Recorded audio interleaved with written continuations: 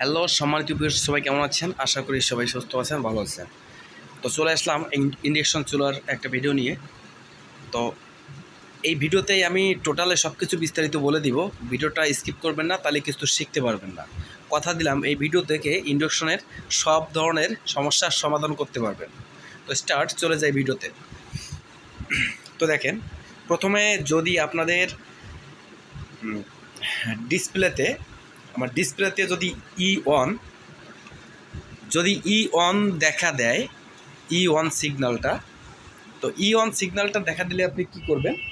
প্রথমত এখানে দেখেন দুটো রেজিস্ট্যান্স আছে, কিন্তু এখানে দেখেন 2 ওয়াটের দুটো রেজিস্ট্যান্স আছে, এখানে দুটো রেজিস্ট্যান্স আছে।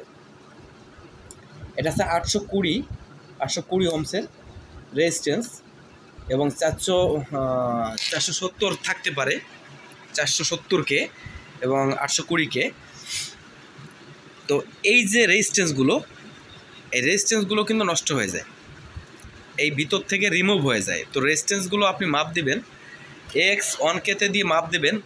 এই 820K রেজিস্ট্যান্স কিন্তু হালকা রেসপন্স দেয়, কোনোরকম হালকা রেসপন্স দিবে। দেখেন আমার মিটার দিকে ফলো করে দেখেন, মাপ দিলে কিন্তু এইরকম হালকা রেসপন্স দিবে, এত বেশি দেবে না, হালকা রেসপন্স দেবে। যদি ঠিক থাকে হালকা রেসপন্স দিবে, কারণ এটার ওহমসটা অনেক কেটা অনেক, কিলোটা অনেক বেশি, তাতে করে হালকা সিগন্যালটা হালকা দেখা দেবে। এইখানে যদি আপনি এই দুটো চেঞ্জ করে দেন, এখানে 4টি আছে যেটাতে নষ্ট হবে, পালস দিবে না, সে কটা চেঞ্জ করে দিবেন। E1 E0 এই ধরনের প্রবলেমগুলো কিন্তু সলভ হয়ে যাবে। এবার দেখেন এই ফ্যানের কারণে কিন্তু E1 E0 আসতে পারে।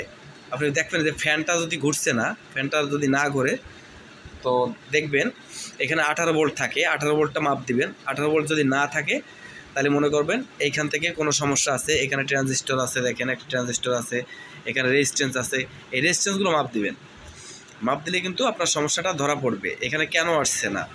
এখান থেকে লাইন বাই লাইন আপনি মাপ দিবেন, লাইন বাই লাইন মাপ দিলে কিন্তু বিষয়টা ধরা পড়বে। এখানে দেখেন কয়েকটা ক্যাপাসিটার আছে, ক্যাপাসিটার নষ্ট হলে কিন্তু E4 E1 E3 E2 এই ধরনের বিভিন্ন ধরনের সিমটম দেখা দেবে। এখানে একটা মসফেট ছিল, এই মসফেটটা রেকটিফায়ার ছিল, উঠে ফেলছি।